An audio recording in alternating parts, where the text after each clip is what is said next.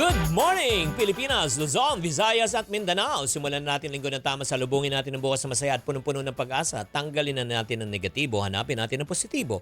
Huwag natin iwasan problema, harapin natin ang problema, pagkaanin kalooban at kung mabigat man, huwag mag-alala. Lakasan natin ang TV headset volume at sabay-sabay na subigaw ang buong sambayanan ng Ching Positive.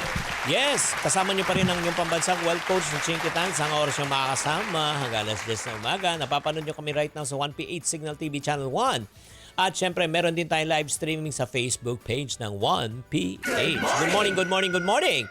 Mga ka-Ching, at syempre kay Punaro, may maganda akong balita sa iyo. Hindi mo na kailangan ng milyon para makapagsimula ka ng sarili mo negosyo. Ha? At pwede ka pang palipat-lipat. Ha? Anong negosyo yan? Ito yung tinatawag na food cart business with wheels. Isa sa pinakamalaking problema talaga sa pagnegosyo ay paghanap ng pwesto. Paano naman kung nagkamali ka ng pwesto? Pit ka na. Wala. Talo ka na. 2 months advance, 2 months deposit, at syempre may renovation, yung tinatawag nating capital expense. Lugi ka na. Pero dito na yung tinatawag na ika nga food cart business with wheels, mababa ang overhead mo. Walang monthly. Hindi mo kailangang mag-renovate ng store. Ang kailangan mo lang ay isang pwesto laang na nasa motor. Nakamotor siya. 'Di ba? Ang kagandahan po niyan pagka meron kayong food cart na on wheels, 'di ba? Very flexible. Kunyari may event sa park, punta ka doon, 'di ba? May night market, punta ka doon. Pwede kang mag-set up. As a matter of fact, sa umaga, sa school, sa lunch, 'di ba? Pwede sa ospital, tapos sa gabi, sa call center. O 'di ba? Nakalock in na, hindi lang sa isang location, masa-survey mo kung saan ka mas malakas, anong oras, lipat ka. Number 3, ang advantage yan kasi branding and visibility. 'Di ba? May signage ka, makikita ka kung creative ang design mo. Naku, lalo na kung may manok, tapos imagine mo, meron kang manok sa tuktok ng panunuorin ka talaga, pagtatawanan ka ng tao, pero hindi, nakuha mo naman pansin ng pagkain. Dapat Instagrammable ka at pictureable at shareable. Isang viral TikTok video lang yan. Boom! Ay, nako. Nako, magte-trending ka parang si Neneng B. Diba? Maniwala ka. Pang-apat din po, ang kagandahan po ng ganitong klaseng business, scalable siya at customizable. Ang ibig sabihin, pwede ka magsimula sa basic. Let's say, burger lang or chicken lang. If not naman, milk tea or coffee, diba? At pag lumaki ng income mo, magdadagdag ka na, di ba? Ang negosyo kasi ikaw yung may control. You grow at your own pace at ang pinaka-best dyan. Ay nako, maganda yan para sa mga nag-uumpisa lang. Yung mga nagsa-side hustle, like for example, hindi mo alam kung kailan mo mag-part-time or full-time. Sakto na sakto yan sa mga kababayan nating OFWs gusto mag-set up ng negosyo na kanilang pamilya. Diba? Itong mga food cart business with wheels, hindi lang negosyo, ay itong isang moving opportunity. Mababa ang cost, high flexibility, high visibility, at syempre high income. Perfect na perfect para sa mga madiskarte. Diba? Palakpakan, mga ka-friendship. At syempre naman, minsan hindi naman madali na tinatahak natin ang landas tungo sa financial freedom, pero Ching positive pa rin tayo. Importante, magtulungan po tayo sa ating money goals. Kaya nag-imbita tayo ng mga ka-team Iponaryo para sa Payo ni Coach. Makinig sa Payo ni Coach. Sa pagkakataon na ito, may makakausap tayong content creator at TNVS driver from Marikina City. Let's welcome Henry Jeff Mardo. Hi, Henry! Yes, Coach. Good morning. Wow, nako, ang ganda naman ng t-shirt mo Saan nabili yan? Baka pwede naman. Travel with purpose. Yes, Coach. Actually, ko talaga dati. Isa to sa mga charity works ko dati. Mga before mag-pandemic. Wow, Kuya Henry, nako, sige. Mabuhay ka. Ano kita matutulungan? Anong gusto mo isang guni? Ayun, Coach, yung last week may na-receive kasi akong text na from BDO. And so syempre akala ko yung text na yun legit siya. Tapos may pinapaklaim niya ako ng cashback na 1,250. Okay. So usually kasi talaga yan yung pag yung mga nagte-text na gano'n, hindi ko talaga siya pinapansin. Okay. Pero yung text message kasi galing mismo doon kay BDO. Okay. So, nagtiwala agad ako doon. Kaya kiniklaim ko yun. And may mga cashbacks din talaga kasi ako na nare-receive sa mga transaction ko sa mga credit cards. And yun nga, sabi urgent mag-expire na daw yung points kapag hindi na-claim. Then? So So, kinlaim ko agad yung points. And yun, nung pagkaano ko, nung kiniklaim ko, dinala niya ako, may kinilig ako na website doon na link.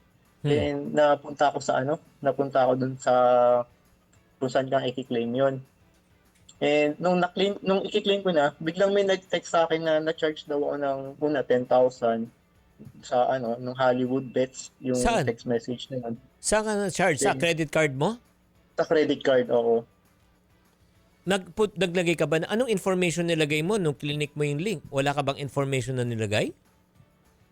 Yung credit card na yung credit card na yung info ng credit card ko, lahat. Bakit ka? Sininput ko doon. Ba't mo nilagay doon? Bakit? So, yun kasi akala ko legit yung site yung talaga, Okay. yung pag-claim na yun. Kasi nga galing yung text message, galing mismo sa BDO. Okay. So, pag mga ganyan, kasi aware din ako pag may mga nagte-text sa akin ng mga number lang, may mga nagme-message sa email, tapos hindi legit, hindi talaga galing hindi Okay. galing talaga do sa merchant.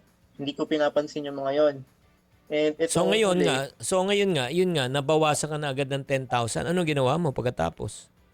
so yung bali kinabukasan ko pa siya na itawag sa sa Credit sa card. bangko kasi Oo. nasa labas kami, nasa MOA kami, kumakain kami noon. Okay. And nung pagka-receive ko noon, nalobat na rin yung phone. So hindi ko agad na nakapag-message o nakapag-email sa bangko. So kinabukasan ko pa siya na itawag. So yung kinabukasan yung tinawag mo, magkano na nabawasan? Bali ang naibawas noon sa 10,000 tsaka 5,000 eh. Dalawang transaction yung nangyari. Okay. Ano sabi ng bangko? So ayun, ang sabi nga daw, hindi daw legit yung site na napag-anuhan ko. Hindi, yun nga. Ang tanong, mababawi ba yung 15,000 mo? Yun, ang tinanong ko rin sa kanila yun, so hindi pa rin nila alam yung sagot doon kasi under investigation pa for 45 days pa daw bago malalaman kung maibabalik or hindi. So sabi ko nga, so bakit dapat maibalik yung pera kasi yung text message galing mismo doon sa nila, BDO. doon sa Okay. video mismo. So, So sige, anong gusto mo? Anong gusto mo parang itanong muna nangyari, sa akin, Henry? Diretso na tayo sa tanong. Anong gusto mo na itanong? ayun, yung kung may babalik pa ba yung na-scam na yun na pera. Nako, ito yung reality, no? Ito yung sana maging leksyon at aral hindi lang para kay Henry at para sa mga nakikinig. Meron na po kasing teknolohiya ngayon na tinatawag po niyan ay spoofing. Ang ibig sabihin ng spoofing, kokopyahin, kunyari nasa isang area kayo, tapos pwede nilang makuha yung data. Nung natanggap mo ba yung tanggap mo yung message, nasa MOA ka ba nun? Nasa MOA ko. Exactly. Kasi doon sila sa mga matataong lugar na may sasakyan yan, na may antena, na kaya nila i-intercept yung mga cellphone numbers at magpanggap. Pwedeng Globe, pwedeng Smart, pwedeng yun nga, BDO. Talagang makukuha yung numero, yung parang BDO talaga. Tapos magpapadala ng mensahe. Pero may link, di ba? May kasamang link? Link, tama? May link na kasama. Opo. Ayan, paalala sa inyo lahat para maiwasan nyo. Wag kayong magkiklik ng kahit anuman link dahil ang lahat ng bangko at mga financial institution hindi nagpapadala ng link. That's number 1. Number 2, ang tanong mo na ngayon, mababawi ba? Ang sagot ay yes and no. Anong gusto mo muna sagutin ko? Yes or no? Yes. Yung yes, siyempre. Yes, pwede mong ilaban yan. O, ilaban in the sense, may screenshot ka ng BDO mismo? May screenshot ka? Meron po. Oo, meron. yan. So, ang suggestion ko, kumuha ka ng ng taong magda-draft ng iyong letter. Ganito, pag wala kang kaibigan na abogado, alam mo ba yung ChatGPT?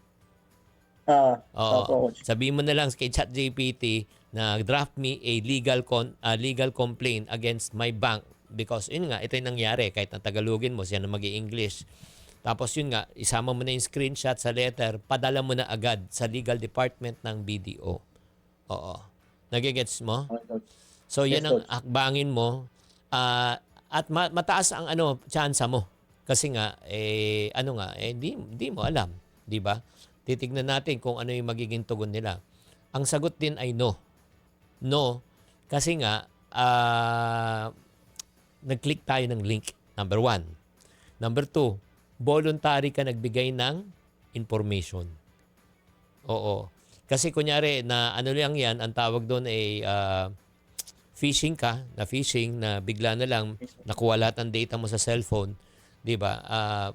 Pwede pang pwede pang mabawi yan kasi wala kang ginawa bigla na lang nawala ang pera mo. Pero ang problema, naglagay ka ng ng credit card number, nilagay mo yung CV number mo, nilagay mo yung expiry date number mo, tama? Yes, Coach. Oo. May OTP bang hiningi na nagpadala ka ba? Meron, wala, yung OTP, Coach, sa ano na yun, doon sa credit card na. Ayun nga, may naglagay ka rin ng OTP. Tama o mali? Oo, Coach. Yes, Oo, Coach. oo. So, yun. Yan ang isang may masakit na katotohanan na malaki ang laban naman ng bangko kasi nga voluntary ka nagbigay ng information. Hindi ka ba aware na wag tayong mag-share ng OTP, mga ganun? Actually, aware ako doon sa mga ganun, Coach. Pero last may mga credit card din kasi na gumagamit din ng third party para makapag-claim ng ng mga points tsaka ng mga voucher. Oo. So dati doon kasi ako may mga ganun ako, pero itong huli talaga na talaga ako . Hindi, kaya nga ay isama mo rin sa sulat mo. Nagegets mo? Yes, Coach. Isama mo Yes, sa Coach. sulat mo na yun nga, because this is the practice na to claim something, 'di ba? And nag-trust ako dahil nga ito ay galing sa BDO mismo. Kung alam ko pag numero to, hindi ako magtitiwala. So pwede mo gawing depensa 'yon. Okay? Yes, Coach. Ano pa yung next question mo, Henry? Yun, Coach, kasi ngayon meron na may dapat yung yung nagpadala muna dapat ng mga ng warning ba si bangko. Kasi katulad ngayon may na-receive na naman ako ulit. Galing naman kay GCash, yung refund naman sa Meralco bill. Nako, So, kapatid. si GCash naman, nagpadala naman siya ng nagpadala siya ng warning before ko ma-receive yung kay GCash. So, dapat maganda sana ginagawa ng mga bangko na may mga ganung pagkakataon na nakaka-hack yung nila, yung SMS platform nila. Yeah, meron naman. Kaya May awareness naman Baka hindi mo lang na Ang tawag doon scam text, no? Yes, Coach. Yung sa GCash naman natanggap ngayon, may link na naman. Meron na naman. Ay, Oo. wala. So, ang ginawa ko ngayon, Coach, actually, yung marami ako nare-receive yung kay Shane, tsaka sa Viber din. So, Oo. ginagawa ko dati, Binablock. ko. Hindi. Tinatanong ko kay ChatGPT kung legit. So, sinasabi naman ni ChatGPT na hindi legit yun. Yung sa lang talaga, sa video lang ako Oo, na isaan talaga. nabudol ka doon, kapatid. Pero nakat mo na yung credit card mo, di ba? Nakat na ba? Nakat Ano yun, na? Coach? Napalitan na yung credit card mo? Napalitan na, Coach. Opo. Sige. Pag-pray natin, di ba, na maayos agad. Kundi, charge to, na yan? Painful experience. Pero yun nga, since ikaw ay isang vlogger, nagbablog ka ba? Opo. Mag-create ka na ng awareness. Mag-create ka Yes, na ng Coach. awareness. Gamitin mo na itong pagkakataon to educate others. Meron ka pa bang gustong sabihin? Kundi, mag-promote ka na, kapatid, ng iyong... Ayun, Coach, ako rin yung owner ng Doray Sports, bola ng Pinoy, yung first Filipino brand na pang basketball and volleyball. Oh. Na nandun yung mga may tagline ng mga ng Pilipino doon sa mismong bola. So, official ball ng Junior MPBL at Ched All-Star, ginagamit na rin ng mga sikat na mga manlalaro yung bola. So, diyan nag-start din yung nag-vlog din ako diyan ng fake versus original. Kaya nag-start yung Doray Sports. So, ang kinakalaban ko diyan ng mga sa bola na yan, yung mga fake na bola naman. Kaya nagkaroon ng Doray. So, kasi maraming nabibiktima ng mga Pinoy bowlers dahil sa mga fake na bola. Yeah. So, yung mga bola na yun binibenta ng halos kasing presyo na ng mga original, pero yung quality niya sobrang layo. Sige, ganito. Bigyan kita ng idea. Alam mo, isa pang pwede magawin, pwede maging collectible items yan. Paano? So, kung may contact ka sa mga basketballista, sa mga sikat na mga, katulad ni Manny Pacquiao, nako, magpapirma ka lang ng mga bola. Yes, coach. Oo, tapos gawin mo collectible items yan, ang preso niyan. Magkano yung isang bola pag bibilin, yung ordinary? Iba-iba, coach. Yung pinakamura namin nasa 368. And then yung pinakamataas. Yung pinakamataas nasa 2088. O, 2088 ako pag napirmahan na ni Manny Pacquiao at yan, mga ibang basketballista, pwede mag times 5 or times 10 yan. So, sasabihin mo, ito, meron akong isang pwede ka rin magbigay ng profit sharing sa mga pipirma. Nagigets mo? Na Yes, coach. bibilin siya na hindi lang sa bola kasi bibili niya, collectible item siya. Alam mo naman, yung mga collectors, di ba? O, itong bola, pinirmahan to ni di ba? Ng ganitong basketballista. Okay? Yes, coach. Sige, paano ka makukontak? Sa Facebook? Yan, coach. Sa lang, ito yung contact number. Naka-display naman nasa baba. So, 0915-950-7389. Pwede rin dun sa Facebook page namin. Makakontakt nyo rin kami doon. Pwede kayo mag-PM doon and masasagot naman namin yung mga inquiries doon. Mabuhay ka. Maraming salamat, Kuya Henry. Yes, At maraming salamat po. matagal ka na ba sumusunod sa atin, kapatid?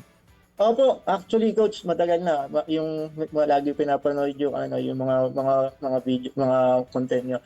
Yung pinaka gustong-gusto ko doon yung kay Sir Steve Uy, Ay, yung Steve nalubog C. sa utang na Steve 30 C million. yun. Oo. Hindi Steve Uy, yung Steve C. Si Steve C pala, ayan. 30 million yung So, sabi ko nga, palos parehas kami ng sitwasyon na, umangat, lumubog, tapos aangat ulit. Mabuhay ka. Maraming salamat sa iyo, Henry. At syempre Yes, naman, mga kapatid, we're going to pause for a short break. Sa ating pagbabalik, makakasama na natin ang Iponary of the Week. Magbabalik pa po ang Chink Positive. Good morning! Support you.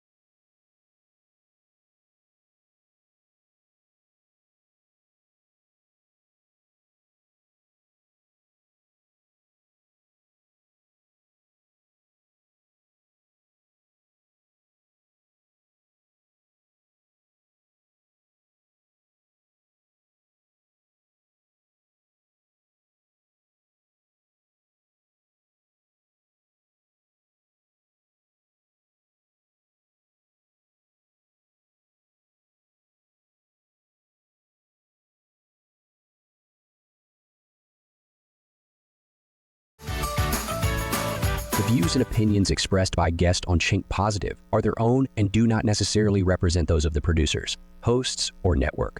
Chink Positive is for entertainment and informational purposes only. While guests may share insights on financial and business topics, this does not imply endorsement of any products or services. Viewers should perform with their own research. Nagbabalik po tayo sa Chink Positive. Kasama niyo pa rin ang inyong pambansang wealth coach na si Chinkitan. At this point, makakasama natin ang Iponary of the Week. Siya po ay taga Quezon City, founder of Bailwick Academy. Okay, let's welcome Mary Grace Paraso. Palakpakan po natin, mga kapatid. Hi, Mary Grace. Hi, Chinky. Thanks for having me. Yeah. Talagang sobra akong excited sa, yun nga, nag-uusap kami, napakaganda ng inyong ginagawa. Okay, tell us more about yung first, itong negosyo nyo. Ano ba itong negosyo nyo? Itong negosyo namin, parang binibigyan namin ng opportunity yung mga students namin to learn how to bake and cook, and then we also teach the business behind it. Oo, so parang nagtuturo talaga kayo ng negosyo. Yes. Oo. Opo. Kung paano mag-umpisa ng sarili negosyo pero sa pamamagitan ng pagkain. Yes. Oo, alam mo, sa totoo lang ang negosyo na talagang walang kalugi-lugi, yung mataas na chance siyempre pagkain. Kasi everybody eats, di ba? Oo, necessity siya eh. Yes. Oo. Pero paano nyo naumpisahan to? Paano nyo naisipan na paano magturo? Oo, may hugot yan eh. Oo. Saan ba tayo magsisimula? Nung bata kasi ako, growing up, I was given everything that I need. OFW yung dad ko. Okay. Sa seaman siya and then radio operator. And then nawalan siya ng work. Then hindi na siya nag-upskill, wala na siyang ibang alam na gawin. Tapos yung mom ko, housewife, and wala na kaming ibang source of income. And then, yun yung time na nalaman ko na hindi pala ako pwedeng makapag-college nun. So, yung brother ko, yung nagpaaral sa akin. So again, balik tanaw po tayo. Ang ibig sabihin yan, nung kumikita siya bilang isang OFW, walang problema. Yes. Pagbalik dito, Wala na. hindi na kayang siguro hindi na kayang pasweldohan katulad ng kaya hindi na siya nagpatuloy. Ilang taong ka nun nung naranasan niyo na medyo financially challenged na kayo? Mga 15, nawalan siya ng trabaho, siguro mga 14 ako. Tapos nakapag-aral pa naman akong konti, tapos naubos na yung ipon.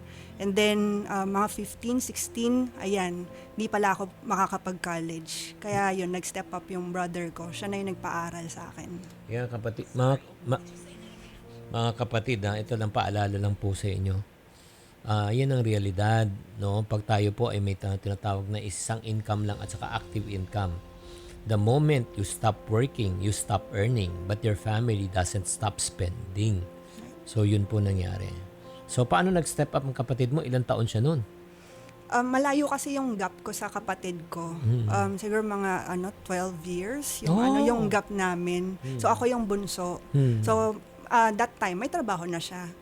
Seaman din siya, tapos pinaaral niya ako hanggang sa makatapos ako ng college. Anong pakiramdam nung panahon na sinabi sa'yo hindi ka na kayang pag-aralin? Siyempre nalungkot ako noon. Grabe, parang one day okay naman kami, tapos biglang ganun. Kasi hindi naman nila sineshare yung problems nila sa amin eh. Tapos malaman ko na, hindi na pala ako pwedeng makapag-college. Ganun na pala yung sitwasyon ng time na yon. Kaya, ayun, sobrang lungkot ko. Parang, ano nang gagawin ko? Kaya diba? guys, ito lang po bilang mga magulang ngayon, sana naman po, huwag nyo ikubli kung ano man yung mga pinagdadaanan nyo. Kailangang ipaliwanag nyo. At saka syempre, of the right age na rin kayo. May alam ka na eh. Yes. 14 or 15. Dapat isama nyo na sila na paliwanag. Okay, ito na yung pinagdadaanan natin. Ito yung tumigil ng kita. Ito na lang yung ipon. Kailangan maghina-hinay tayo. At kung hindi ka naman namin kaya, at least, di ba, alam mo. Pero hindi ka nabigyan ng di ba? Yes. Okay, so nung nakapag-aral ka, nakapagtapos, what happened next? Nung pagka-graduate ko, nagkaroon naman na ako ng trabaho agad sa BPO company. Tapos, ako na yung naging instant breadwinner sa amin. Nalipat naman sa'yo. Oo. Kasi yung brothers ko, May may pamilya kanya-kanya na. na silang family. Oo. Tapos ako yung bunso ko na naiwan. So, Naipasa ako na sa'yo. Yes. Grabe. Ako na yung instant breadwinner. Parang, okay ito Ako na pala sila. Akala ko, pagka-graduate ko, okay na. Sige, makikita na ako, mag-isa, ganyan. Pero hindi pala sa akin pala nalipat. Ay. Kaya, ayun, medyo lahat cargo ko. Ay nako, alam mo mga kapatid, ayan na naman po tayo. Ito yung tinatawag natin na sandwich generation. Yun lang. Ang ibig sabihin po ng sandwich generation is yung magulang, yun nga dahil sa hindi nakapaghanda, aasa sa Yes. anak. At yun nga, sana naman maputol po dyan kasi pagka pinasa na naman natin, the cycle continues. So, during that time, paano mo pinagbabudget at pinagkakasyang kita mo, Mary Grace? Yung kita ko noon, meron na siyang kanya-kanyang envelope sa mga bills. Galing Nung time na yun. Sino nagturo sa'yo? Parang na-realize ko lang siya na kailangan meron na talagang set na amount. Kasi nung nalaman ko nga yun, parang nag-research na rin ako kung paano ba.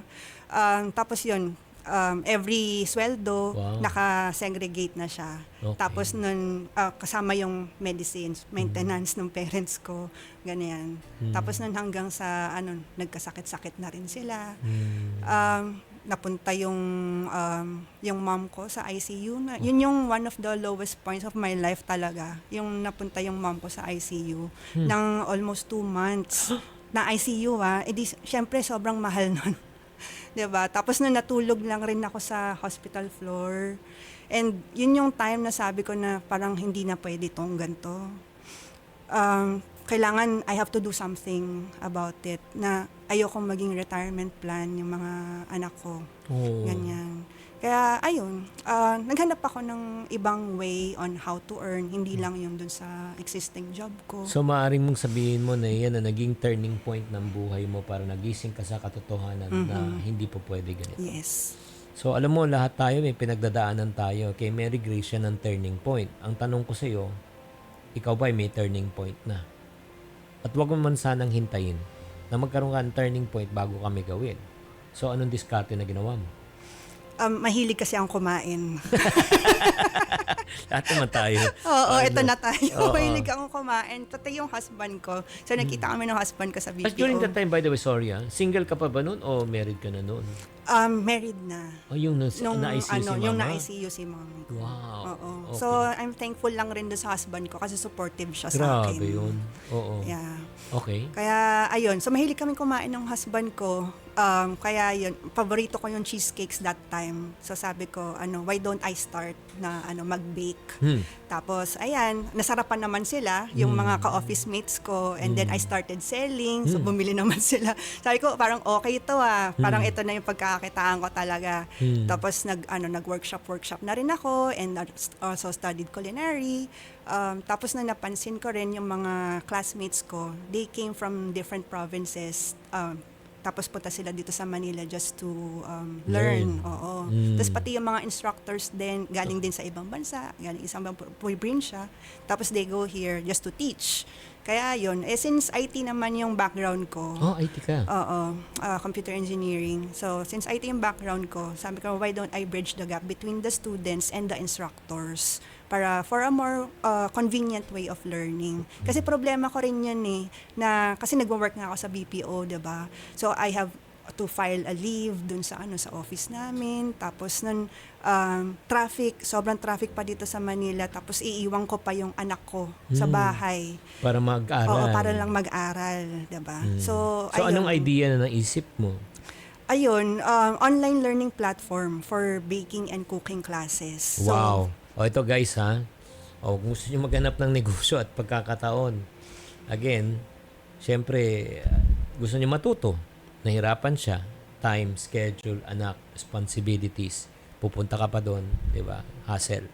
So, ang nangyari, sana, di ba? Pinanalangin mo, sana may online classes na ganito. Na wala pa siguro ng ganun, tama? yes. Oo. Nang dahil nga sa isang problema, naghanap siya ng solusyon, ngayon, naging pagkakataon. So, nung naumpisahan mo yung idea na yon, yung paggagawa ng mga online classes sa pagtuturo ng baking, ano po ang naging experience nung nag-umpisa ka? Medyo mahirap siya. Akala ko nung una, madali lang, pero mahirap pala. Kasi, introvert talaga ako. Ayoko nag-a-approach ng mga tao. Pero, ayun, nilakasan ko lang rin yung, yung loob ko. Na yung nag-umpisa akong mag-invite ng mga instructors. Kasi, ako normally, hindi ako mag-a-approach sa'yo. So, alaman ko yung mga instructors na mga magagaling. Kaya sila yung yung inuna kong i-invite. Tapos parang sino ba naman to na mag-a-approach sa akin para mag-invite? Tapos nung time na yon hindi pa nag-start yung site. Wala pa talaga yung website. In-invite ko lang. Kaya yun. May mga nagtiwala naman. I'm very thankful for that. Kaya na-start namin yung Okay. yung So, kailan kayo baby. nag-umpisa? We started January 2018. Oh, 2018. Oo. So, kailan siya nagkaroon ng tinatawag ng awareness at ng breakthrough? Di ba? Nung nag-umpisa, can you walk us yung first month, second month, kung ilan yung mga nag-enroll? Yung mga subscribers. Ang ginawa ko nun, bago pa namin i-launch, umattend na ako ng mga iba't ibang events and workshops. Nagpa-sign up na ako. Nanigurado ka na. Oy, gusto mo matuto? Oo, di ba? Kinapalang ko na yung mukha ko noon. Oo. Kasi kailangan ko So nagpa-sign up na ako. So kahit na isang form lang yun, isang page lang na Sino sa on inyo January. interesado? Oo, yan. Mga baking groups. Galing. Tapos nun, on the first month ng launch namin, akala ko, okay, ang dami nang mag-i-enroll kasi may mga naka-sign up na Oh, ano nangyari? Ay, wala. Ay, grabe. Oo, nakakaano Nung yan. pagka-launch namin, wala. Refresh ako ng refresh. Mm. Walang pumapasok. Oh my gosh.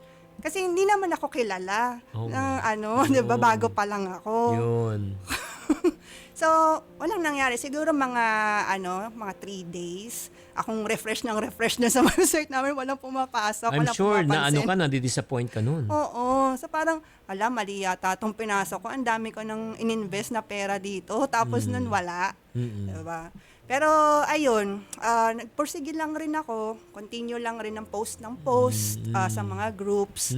Dati lurker lang ako. Pero nagsipag akong mag-post. Ayun, hanggang sa nakita na rin. May nag-enroll na isa. Wow!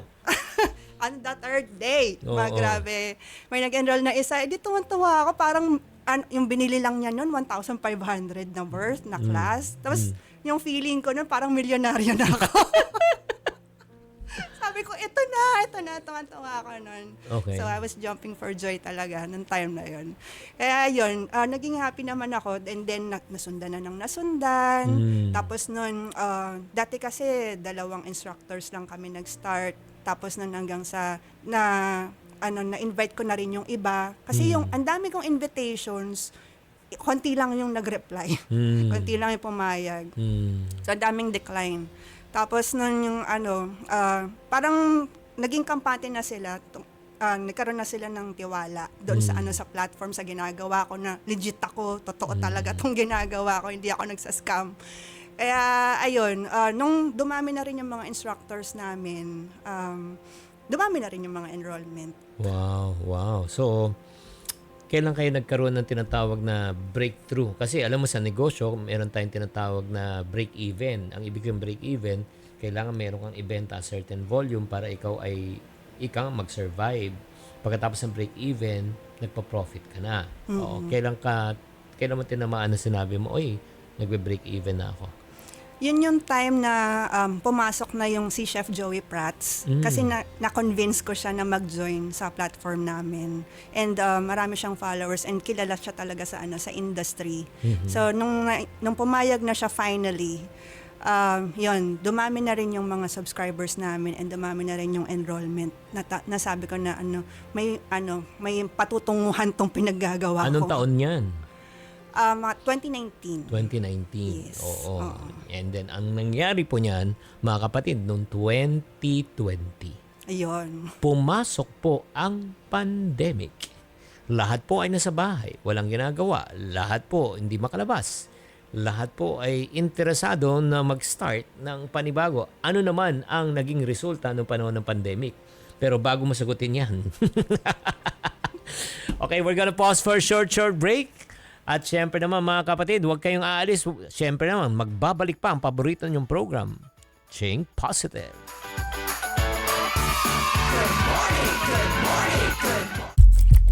What do you need to become a champion?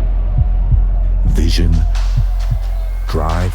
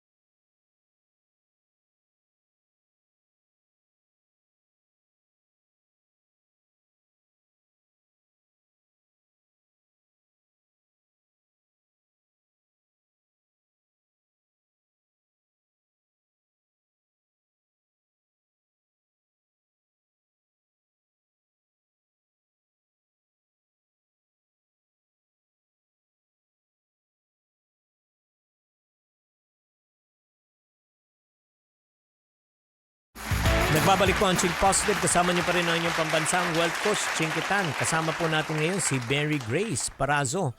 Siya po ay nag-umpisa, galing sila sa pamilyang OFW at na-realize po niya during that time na mahirap pala na maging isang galing sa pamilyang OFW. Bakit nung nawala po ng work, ang kanyang ama ay yun na, nagbago na po, bumaliktad na po ang kanilang buhay, hindi na siya lang kayang pag-aralin. Mabuti na lang, meron siyang isang nakakatandang kapatid na tumustos ng kanyang pangailangan at siya ay nakagraduate. Nung siya naman ay graduate, meron namang bumulaga sa kanya na siya na pala ang sumunod na breadwinner ng pamilya. Nang dahil doon, tinaguyod po niya ang kanyang ang kanilang magulang at tumulong siya. Pero yun nga, sa sinamampalad, may isang pagkakataon na talagang malubha ang karamdaman. Imagine nyo, 2 buwan na sa ICU. So, nang dahil doon, naubos po kanyang ipon, naging challenging talaga. Pero, yan po ang naging turning point at namulat siya na kailangan meron siyang gawin. Hindi lang pwede talagang umasa sa limited income sa pamagitan ng trabaho. Doon siya nag-umpisa na mag-baking. Natuto siya at marami siyang mga klase na pinuntahan. At ito ang in-realize niya. Gusto niya pang matuto pero wala na siyang oras. Nagtatrabaho, nag-aalaga ng bata, at sinabi niya sana naman mayroong mga online coaches or online class na pwede magturo sa kanya. Since wala, kaya siya nag-umpisa. At dahil nga sa pag-uumpisa po niya, okay, umpisa hindi naman malakas, pero nung dumating isang panahon, nung 2018 sila nag-umpisa, nung 2019, dahil may nagtiwala na isang chef, tumulong sa kanya, lumaki ang kanyang subscribers.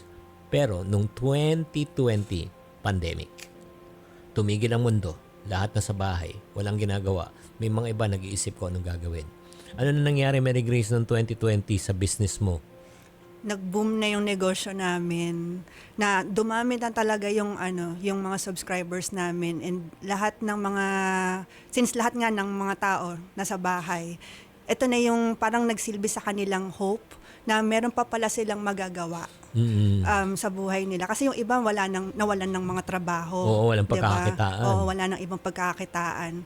So ito, we're really not just selling yung online class mga ganyan. We're selling education and hope para sa mga taong feeling lost, diba? Na hindi na nila alam kung ano yung gagawin nila sa buhay. Na eto, meron pa palang ibang way Na pwede na pagkakitaan. Oo nga. Yes. Kasi pagkain, pwede negosyo yan eh. Mm-mm. So, pwede ka bang magkwento, okay, during that time, yung mga taong nag-enroll at ginawang negosyo? Medyo marami-rami rin yung mga students namin na ganyan na sobrang thankful sila na yung isang student namin taga Japan, sabi niya na she's thankful for the Bailiwick Academy kasi sinalba daw siya nung pandemic. And tapos yung iba, Anong natutunan niya at anong binenta niya? mga breads. Tinapay. Oo. So, kasi meron yung plain na bread, tapos meron yung iba may filling naman. So, parang isang meal na rin siya di ba? So, kaya yun, nag-start siyang magbenta-benta kahit na nasa bahay lang siya. Wow. Kasi na-stop din yung work niya noon nung Wow. time na yun. Oo. So, meron siyang ibang source of income. Isa pang storya, meron pa bang iba? Meron naman yung isa taga-Canada din. Siya, caregiver. Tapos, nag-enroll siya nung sa classes namin, and then nagbenta rin siya, and then nag-start na mag-supply sa mga groceries, mga different stores. Ano naman yung ginagawa niyang pagkain? Mga cakes naman. Cake naman. Oo, Wow. mga cake. Oo. Speaking of cakes, 'di ba may cake dito at saka may bangus na Yes. gourmet? Pakipaliwanag lang kung ano 'tong mga 'to. Ito gawa rin to ng mga students namin. So meron kasi kaming class na salted caramel cake nito. Tapos ito naman may class din kaming gourmet bangus, gourmet in a bottle. So iba't ibang klase siya, bangus, may tuyo at iba't iba pa. So these are just yung output ng mga students namin.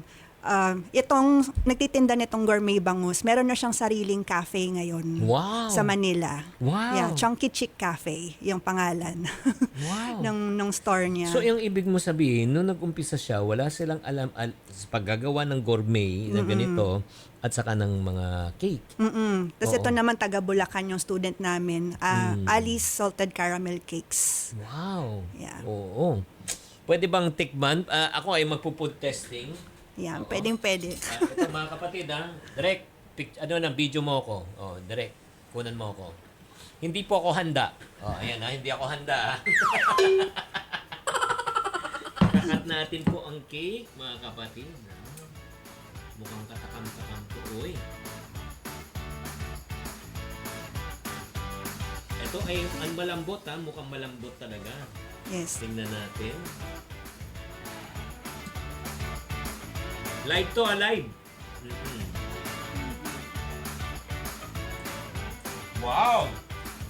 Soft, chewy, malinamnam. Ang ibig sabihin po nito, iiuwi ko siya. Oo. Mm-mm. Sarap ah. Hey, thank you. Really good. Magkano isang cake na ganito? Yung ganyan, 8-inch yan, 1,395 lang. Okay. Pero ito, kunyari, cost ang pag-uusapan natin. Siyempre, alam niyo yung more or less ang cost niya. Mga magkano naman ang cost niya? Mga ano lang, mga 500. 500 Oo, pesos, 500 pero to mabebenta mo ng 1,300. Yes. Grabe. Makabenta ka lang ng mga 2-3 sa isang araw. Magandang profit margin na yan. Correct. At saka, ROI na agad yung enrollment nila. Magkano yung enrollment para matuto niyan? Yung dito, 2,499. Yung 2,499? yung enrollment. So, makailang ganyan ka lang, 'di ba? Makabenta ka lang 3 cake, correct. bawi ka na? Bawi na agad. Ay, Tapos, ito naman, tikman natin ang bangus. Ako, mahilig ako sa bangus. Oh, guys, ha? Ninong rice style. Ninong rice style. First bite. Oh! sarap. Yay. Sarap! Pwede tong pang-ulam. Yes, pwedeng-pwede. Magkano naman ang ganito? Pagka ginawa? Yung ganyan, isang bottle siya, 350 pesos lang. 350 pesos. Yung isang bottle, Yeah. yung SRP, SRP. Pero kung gagawin mo yan, ikaw ang gagawa nito at natuto ka, magkano cost? mga 150. 150 pesos? Ay, magbebenta na ako nito. Gagawa na rin ako bukas. Grabe to ha. Ay, naku mga kapatid. Ay, grabe to. Sobrang winner to. Imagine mo. Sobrang siksik pa yan. Hindi siya yung sobrang madaming olive oil. This is really a good business. Yes, correct.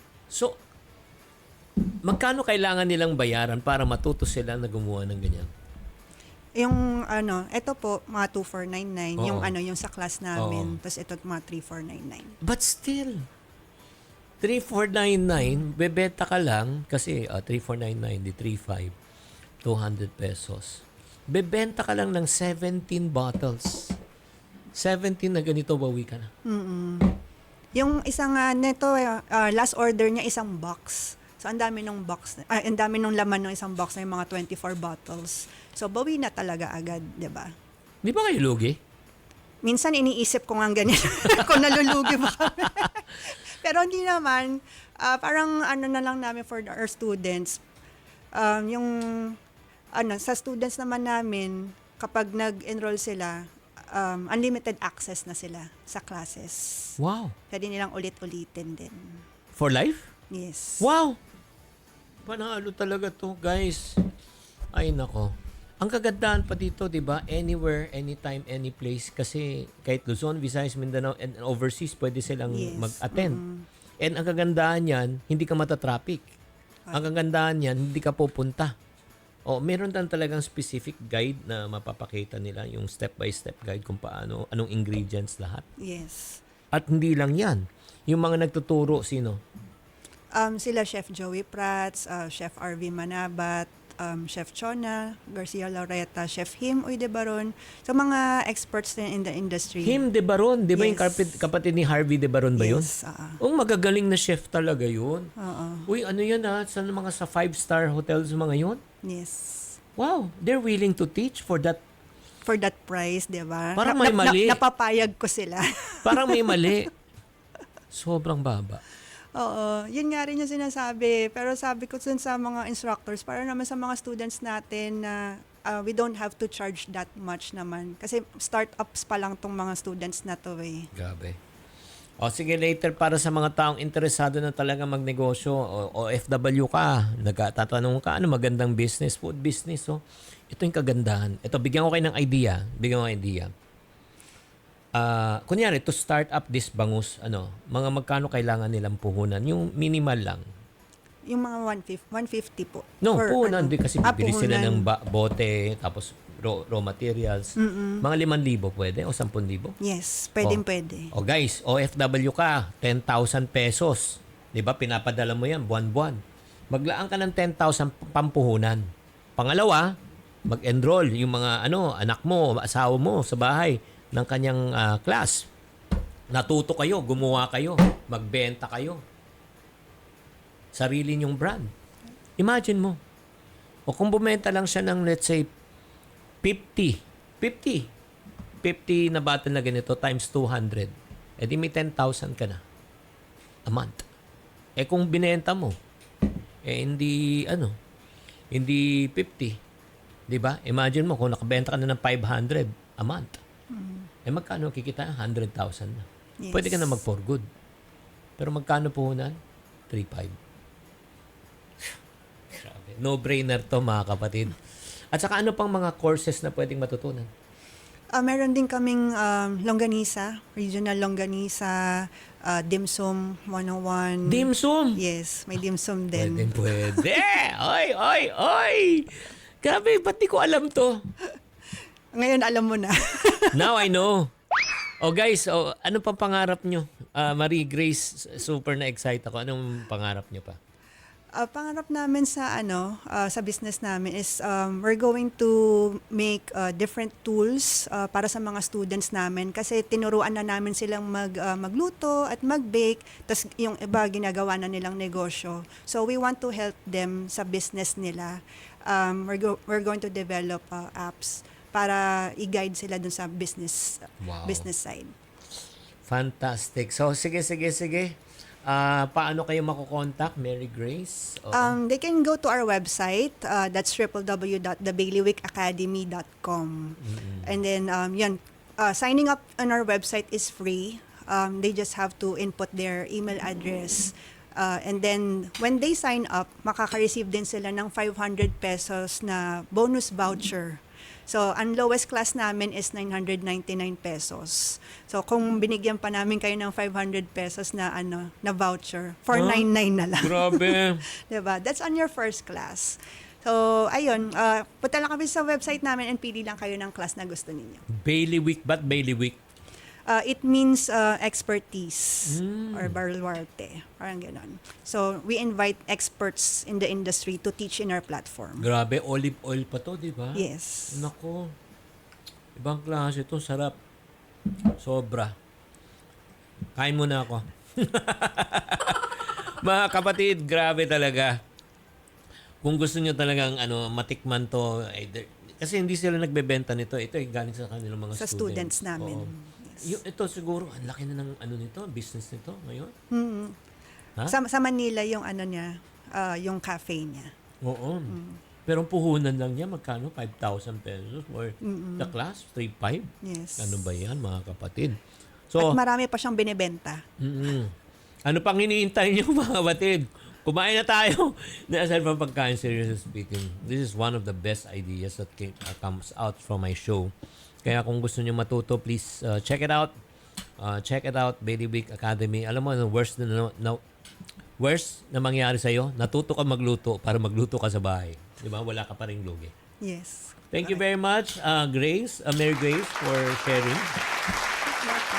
And Thank you, Chinky, ang for prayer this ko talaga, lalo pang dumami ang mataang matutulungan ninyo. Okay? Siyempre mga kapatid, hindi tayo magpapaalam na tayo po ay hindi mananalangin. Let us pray. In the name of the Father, the Son, the Holy Spirit. Lord, maraming salamat sa pagkakataon na yung pinagkaloob ngayong araw na ito. Para kami ay mabigyan ng pag-asa. Lord, kausapin niyo kami. Yung mga taong nawawalan ng pag-asa, bigyan niyo ng kalakasan ng loob upang sila po ay makapagsimula muli. Lord, kung may mga problema sila sa pananalapi, bigyan niyo sila ng kalakasan ng loob upang labanan ang pagsubok sa buhay. Maraming salamat din sa pagkakataon na ito na pinagkaloob nyo kay Mary Grace na tumulong sa mga taong na nais magnegosyo. At turuan nyo kami na maging isang magandang halimbawa at tagapangasiwa na yung tamang bagay pinagkatiwalaan. Itong sa aming samot dalangin sa pangalan ni Jesus. In the name of the Father, the Son, the Holy Spirit. Amen and amen. Maraming salamat mga kapatid sa mga ika nga nanood. Maraming salamat din sa Team Positive, sa 1PH, Signal TOC, at maraming salamat sa pakikinig ng programa. Tumutok rin kayo sa One Balita Pilipinas. Alas 12 ng tanghali, tuwing Lunes hanggang Biyernes, kasama ko doon si Michelle Cosim. Lagi niyo po tatandaan, to every problem, there's always a solution. If you're not part of the solution, you're part of the problem. Always. Think positive. Bye! Kaway-kawayan!